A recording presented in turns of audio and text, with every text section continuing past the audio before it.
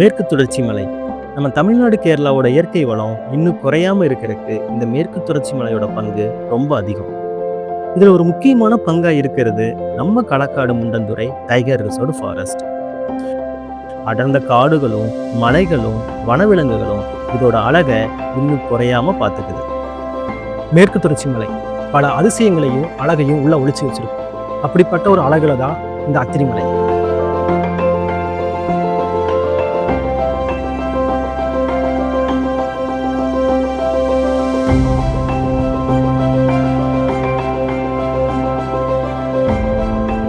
Athirimalai wandering ட்ரிப்ஸோட third trip. நாங்கள் எங்களோட ட்ராவலை ஃப்ரைடே ஈவினிங் சென்னையிலிருந்து ஸ்டார்ட் பண்ணி next day early morning Tirunelveli district reach ஆகிட்டோம். எங்களோட ஃப்ரெண்டோட ஓன் கார் அவைலபிளாக இருந்தனால அந்த காரை யூஸ் பண்ணியே இந்த ட்ரிப்பை கன்டினியூ பண்ண ஆரம்பிச்சிட்டோம். ஒருவேளை நீங்கள் பப்ளிக் டிரான்ஸ்போர்ட் யூஸ் பண்ணுற மாதிரி இருந்தால் இந்த வீடியோவோட எண்டில் ஃபுல் ஐட்னரி அவைலபிளாக இருக்கும். அதை நீங்கள் ரெஃபரன்ஸாக எடுத்துக்கோங்க. திருநெல்வேலியிலேருந்து ஸ்டார்ட் பண்ண நம்ம ட்ரிப்போட ஃபஸ்ட்டு லொக்கேஷன் நம்ம போகிறது பாபநாசம். ஆவரேஜாக திருநெல்வேலியிலேருந்து பாபநாசம் போகிறக்கு நமக்கு 1 hour ஆகும். பாபநாசம் பாவங்களையும் போக்கும் இடமாக சொல்கிறாங்க. வருஷத்தில் மோஸ்ட்லி எல்லா நாளும் ஒரு ஆற்றுல தண்ணி வருமானா அது இந்த பாபநாசாறு தான். ட்ராவல் பண்ணி வந்த களைப்புக்கு இந்த ஆற்றுல ஒரு குளியல் குளிச்சுட்டு வந்த பின்னாடி தான் நமக்கே ஒரு புத்துணர்ச்சியாக ஃபீல் பண்ண முடியுது. அதே புத்துணர்ச்சியோட நீங்கள் கோவிலுக்குள்ளே போகும்போது உங்களால் ஒரு அமைதியை உணர முடியும். கோவிலை விட்டு வெளியே வந்த உடனேயே உங்களுக்கு கணபதி பேசுன ஒரு ஹோட்டல் இருக்கும். இந்த சாப்பாடு ரொம்ப நல்லா இருக்கும். ஸோ இங்கேயே நம்ம பிரேக்ஃபாஸ்ட்டை கம்ப்ளீட் பண்ணிடலாம். கடையானை டேம் நம்மளோட நெக்ஸ்ட் லொக்கேஷன். பாபநாசத்துலேருந்து 15 கிலோமீட்டர் டிஸ்டன்ஸில் தான் இந்த பிளேஸ் இருக்குது.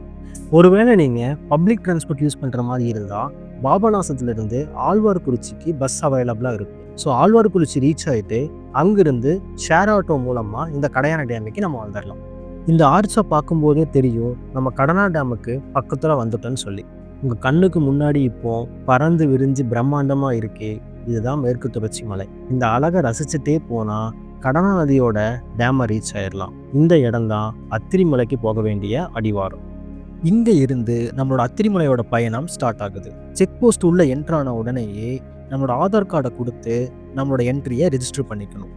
ரெஜிஸ்டர் பண்ணி முடித்த உடனேயே 30 ரூபா கொடுத்து என்ட்ரி டிக்கெட்டை வாங்கிட்டு நம்மளோட பயணத்தை இனிதே ஆரம்பிக்கலாம்.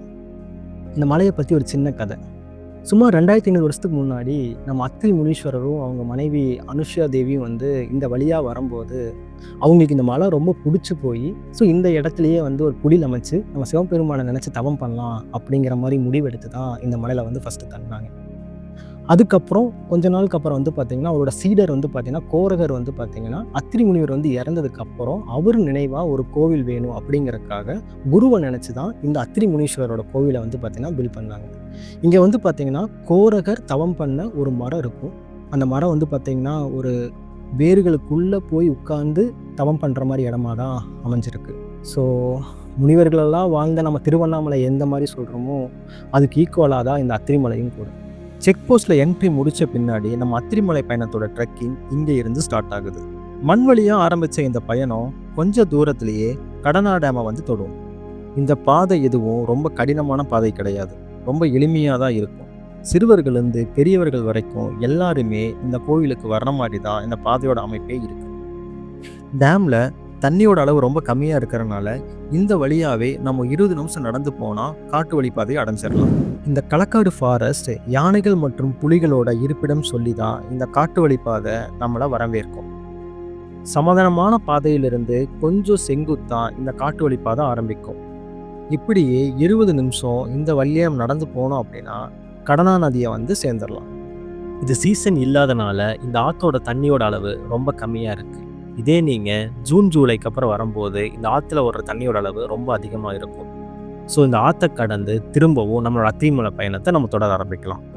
இந்த ஆற்றை கடந்த பின்னாடி இந்த ஒத்தையடி பாதை வழியாகவே நம்மளோட அத்திரிமலை பயணத்தை நம்ம தொடரலாம். இந்த பாதை அவ்வளோ கடினமாக இருக்குமானா வெள்ளிங்கிரி சதுரகிரி அளவுக்கு ரொம்ப கடினமாக இருக்காது. எல்லா வயதினரும் வர்ற மாதிரி தான் இதோட பாதையே அமைஞ்சிருக்கு. எங்கள் கூட வரும்போதே நிறையா குழந்தைகளும் நிறையா வயசானவங்களும் வர்றதை உங்களால் பார்க்க முடியும். 2 பக்கமுமே மரங்களாக இருக்கிறனால வெயில அவ்வளவா உணர முடியல. ஆற்றுல இருந்து 40 நிமிஷம் இந்த வழியாகவே நம்ம நடந்து வந்தோம் அப்படின்னா கோரகர் தவம் பண்ண குகையை நம்ம அடைஞ்சிடலாம். அத்திரி முனிவரோட சீடர் கோரகர் தவம் பண்ண குகையாக தான் இந்த குகையை சொல்கிறாங்க. இந்த குகையோட வடிவமைப்பே உள்ள ஒரு ஆள் அமர்ந்து தவம் பண்ணுற மாதிரி தான் அதோட வடிவமைப்பே அமைஞ்சிருக்கு.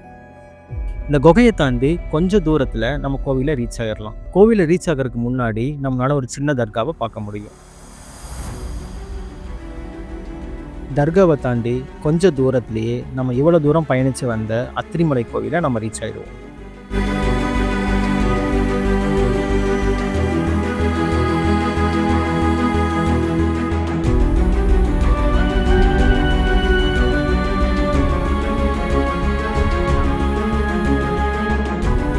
அகஸ்தியர், அத்திரி முனிவர், அனுஷா தேவி, கோரகர், இப்படி முனிவர்கள் சித்தர்கள் வாழ்ந்த இடத்துல இன்னைக்கு நம்ம வந்து அவங்கள தரிசிக்கிறதே ஒரு பாக்கியம். அதுவும் அவங்க தவம் பண்ண இடத்துல அமர்ந்து நாமளும் இன்னைக்கு தவம் பண்ணுறது அது நமக்கு கிடைச்ச பெரும் பாக்கியம். தமிழில் ஒரு அழகான பழமொழி இருக்குது, உண்டு கொடுத்தோர் உயிர் கொடுத்தோர். இந்த பழமொழிக்கு ஏற்ற மாதிரி தான் இந்த பயணத்தை முடிச்சுட்டு நம்ம கீழே வந்த உடனேயே நம்ம பசியை போக்குறதுக்காகவே அன்னதான சேவை அவைலபிளாக இருக்கும். சாப்பாடு, சாம்பார், ரசம், கூட்டு, பொரியல்னு நம்ம பசி ஆடுற வரைக்கும் சந்தோஷமாக அன்னதானத்தை ப்ரொவைட் பண்ணுறாங்க. அத்திரிமலை இது நீங்கள் வீடியோவில் பார்க்குறத விட உங்களுக்கு வாய்ப்பு கிடைக்கும்போது கண்டிப்பாக வந்து பாருங்கள். ஒரு மனநிறைவையும் சந்தோஷத்தையும் இந்த இடம் உங்களுக்கு கண்டிப்பாக கொடுக்கும்.